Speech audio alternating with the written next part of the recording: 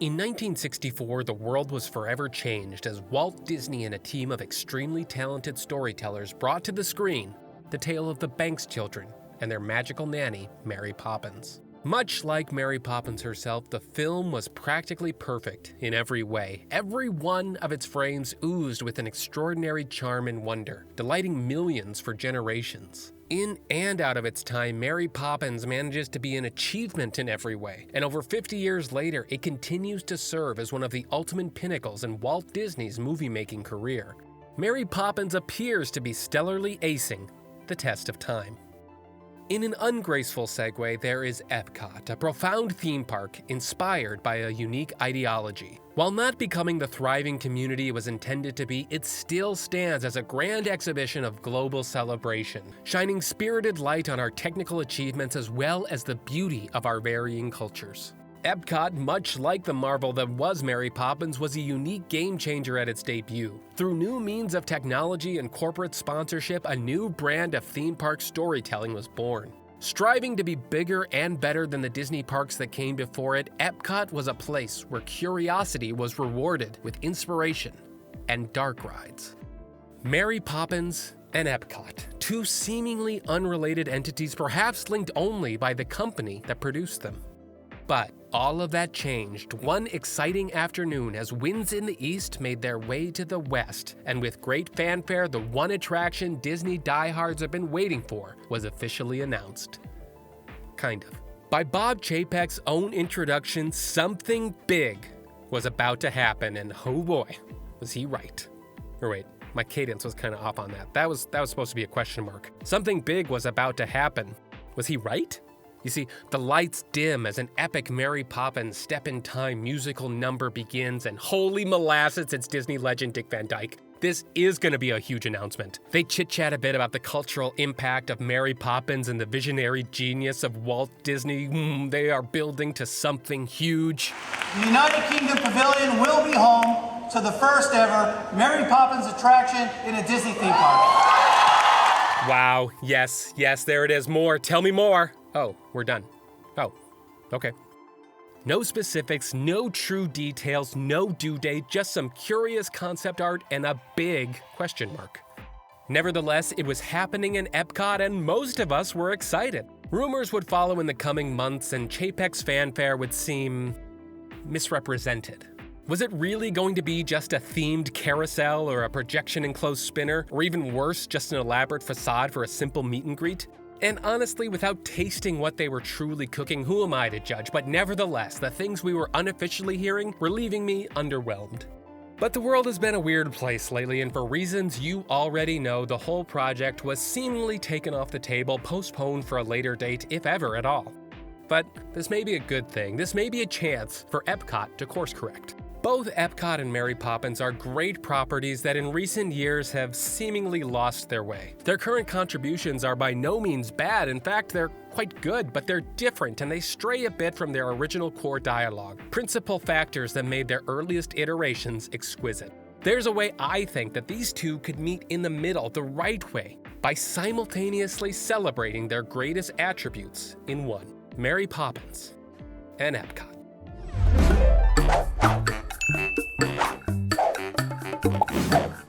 I love this movie. I love the look, I love the feel, I love the characters, I love this guy. Look at this guy, Mr. Van Dyke, amazing. Hey, Bert, it's me again, I'm back. Oh, it's you.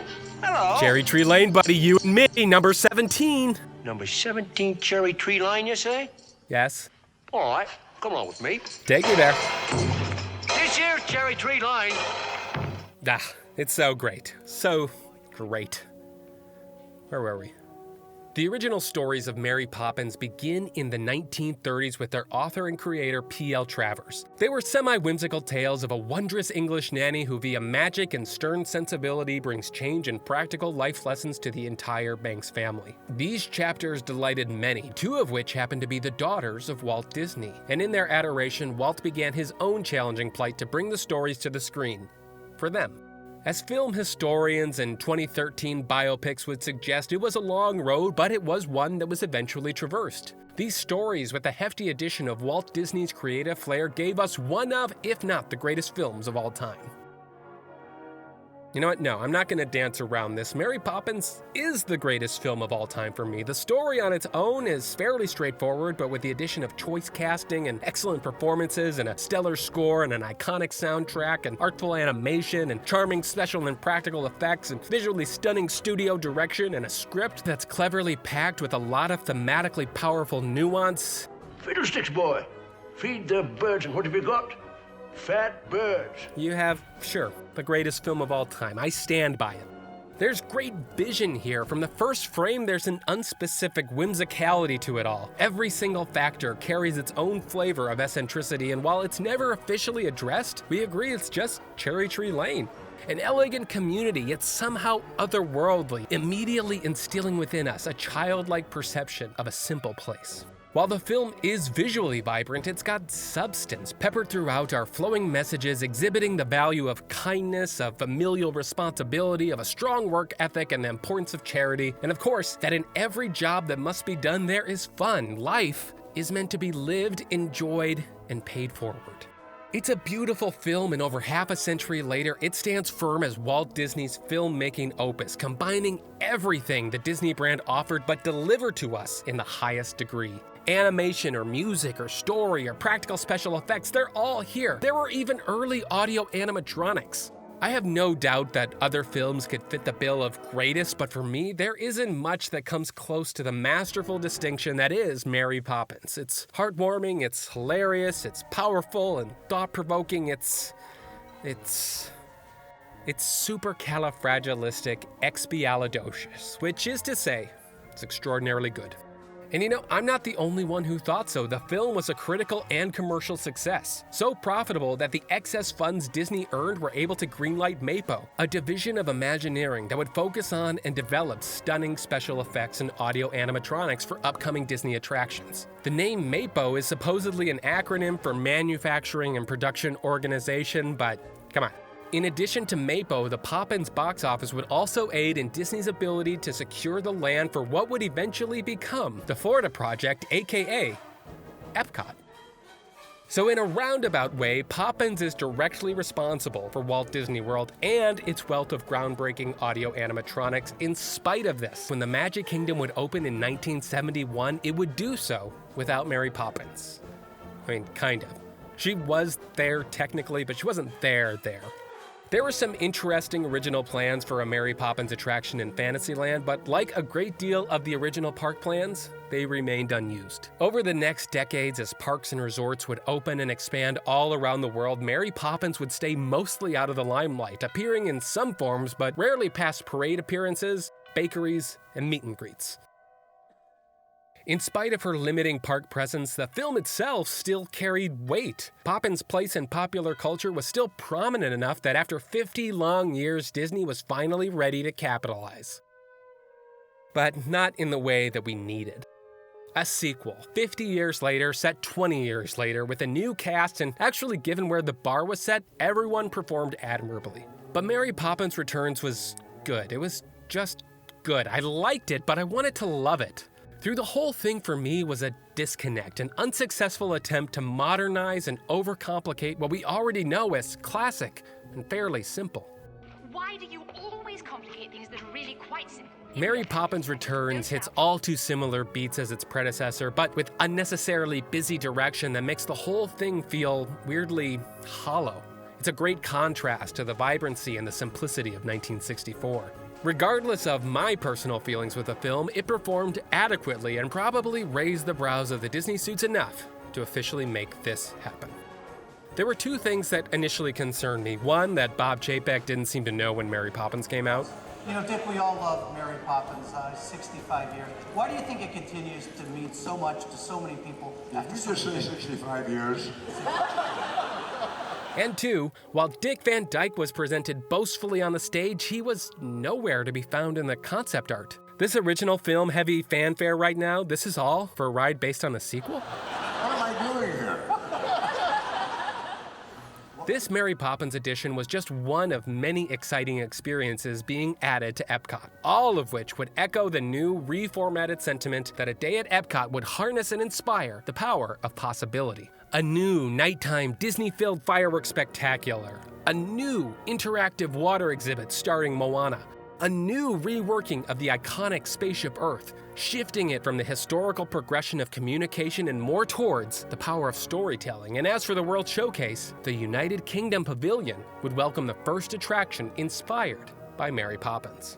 Okay, just an attraction? That's vague verbiage, but what is an Epcot attraction? What can the Epcot experience be? Epcot in its opening decade was revolutionary, a sprawling 300-acre exposition illustrating amazing feats of science, history, architecture, and culture. Best of all, it was home to some of the most incredible dark ride experiences we've ever known.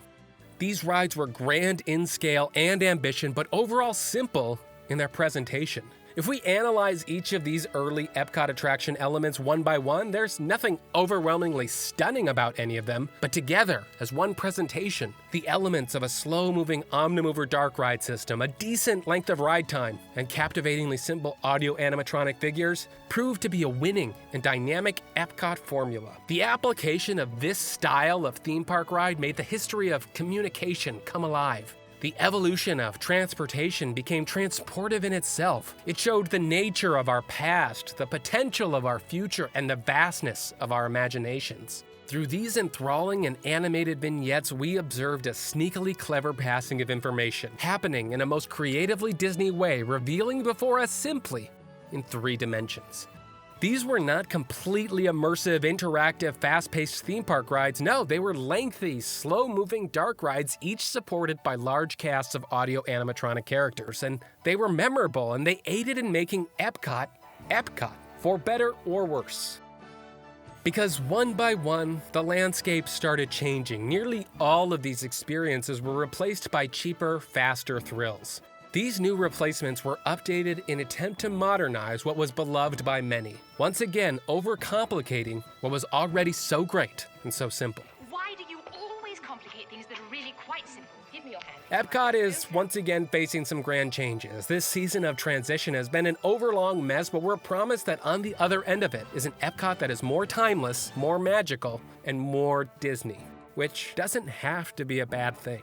I am always going to regret not seeing Epcot in its prime, but the original Epcot Center doesn't exist anymore, and it hasn't for some time. Future World is fading into something unrecognizable. The World Showcase is somewhat following suit. We can lament this, and we do. These attractions, these rides, live in our memories rent-free whether we experience them or not. But again, that Epcot's been gone.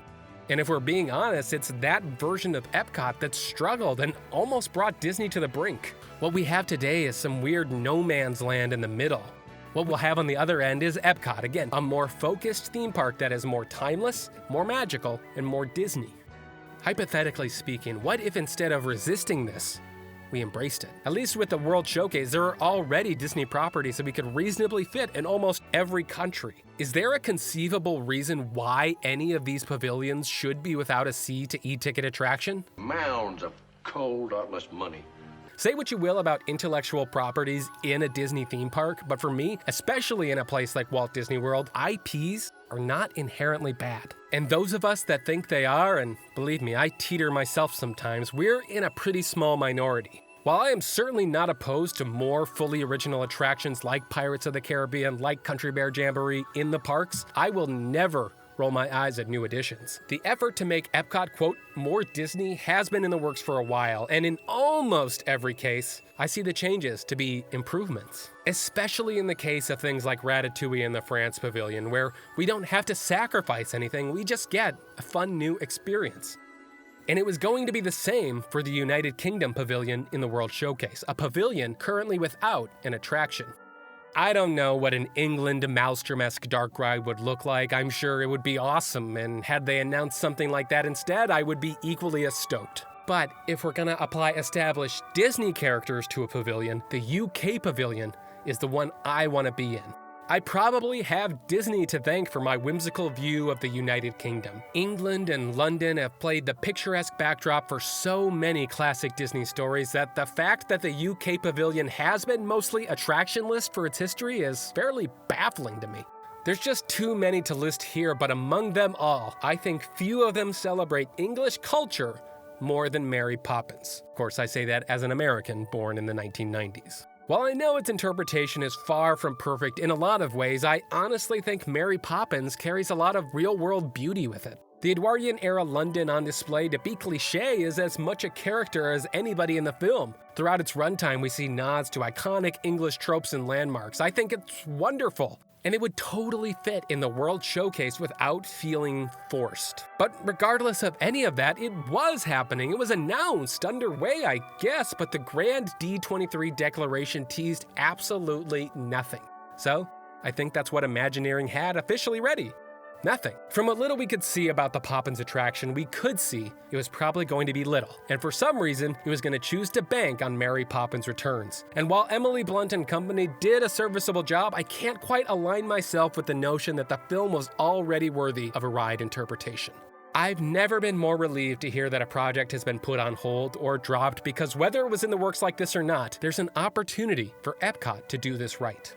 Mary Poppins in the UK Pavilion presents a chance for EPCOT to regain some of the brilliance of its original approach, while simultaneously establishing its new direction. And that's with the dark ride. EPCOT began its history as the ultimate venue for the extravagant dark ride, and Mary Poppins remains today as a high example of extravagant cinema. Let Disney tell one of its more distinctly Disney stories in the best way that Disney can tell its stories. A Mary Poppins attraction has to be a Mary Poppins ride, and it has to be the original. And like the movie, it has to be grand in scale, but that doesn't mean it has to be complicated. Why do you always complicate things that are really quite simple? Give me your hand, please, Michael. Don't slouch. I want to remind you all of the closest we ever got to the Mary Poppins dark ride. And it's the kind of ride I desperately want to be on again. It was in the Great Movie Ride at Hollywood Studios, a celebration of the movies, and within, a tribute to the greatest of them all. What a tease. Look at this thing. This is the kind of attraction I crave. I just want 15 minutes of this. You'll notice these animatronics aren't groundbreaking by any stretch. They're simply the characters we know and love in a lovingly recreated environment we also know and love. Movements are simple, sets are practically perfect, lighting is choice, and other frills like projection and screens are minimal. This approach was the hallmark of what made these types of dark rides enjoyable. While I would never say no to Navi Shaman level figures, they aren't a necessity for an exquisite experience. The promise of multiple, simple, living yet immersive tableaus are enough to get me in line. There's this notion that new rides have to be trailblazing, that they have to do something completely different. And some should. We should always be innovating, but the classics are the classics for a reason. While the attractions that replace these slow-moving EPCOT dark rides are excellent for the most part, they don't compare. A Mary Poppins ride should be big, it should be grand, but it doesn't have to be revolutionary. While Mary Poppins was cutting edge on its arrival, it isn't cutting edge anymore. And for a lot of us, that adds a great amount to its timeless appeal. Mary Poppins has established itself as traditional fare, and its ride interpretation needs to feel traditional as well. Perhaps it's okay to have a new dark ride that feels standard. I mean, if Pirates of the Caribbean opened tomorrow for the first time, would we scoff at its lack of innovation, or would we enjoy it for what it is? A great dark ride. Granted, I'm no parkitect, but there's plenty enough real estate behind the UK Pavilion to develop an attraction the likes of Horizons or World of Motion. A space big enough to tell a condensed 12 to 15 minute dark ride version of the story. A story we know, a story that universally we've always wanted to be a part of. Sure, a ride that specifically replicates a specific scene like the carousel sequence of the film would be cool, but could I be isolated from other parts of the story without feeling cheated? A ride like that would be missing scenes from the house. It would be missing scenes from Cherry Tree Lane, from Uncle Albert's house, from the steps of St. Paul's, the pivotal scenes of London, what a ride in the UK Pavilion should really be. The Mary Poppins ride in the 1982 EPCOT Center would have been pretty out of place, but EPCOT has been transforming ever since then. And if timeless and magical and Disney are the buzzwords you want to base your new direction around, they need to fire all cylinders on 1964's Mary Poppins. Disney has been given a weird reset button here with the UK Pavilion, and if a small spinning flat ride was the best they could have done, then maybe this cancellation is for the best. At the end of this Epcot overhaul, Spaceship Earth is supposedly going to celebrate the power of storytelling at the entrance. Disney should at the very least be ready to tell one of its greatest stories by the time we get to the other end. Imagine the dark ride format of World of Motion or Spaceship Earth or Horizons, attractions that masterfully but basically pushed us through a timeline, but now apply a familiar and nostalgic narrative, a Disney story that is internationally beloved. Disney has the opportunity to fuse the classic Epcot ride style with the particularly English subject matter Disney fans have been forever craving, while simultaneously honoring Walt's cinematic masterpiece and the art of the audio animatronic in which said movie significantly helped fund. Add in the flair, the simple tech, and the wonderful presentation of Imagineers today, and you've got something practically perfect. It's likely these beloved attractions from Epcot's heyday are gone because they ultimately failed in appealing to the masses, and who knows, that may be. But they appeal to me, and to a lot of us, and like Mary Poppins, I want that in Epcot. Until next time, we'll see you in the happy place. Bye.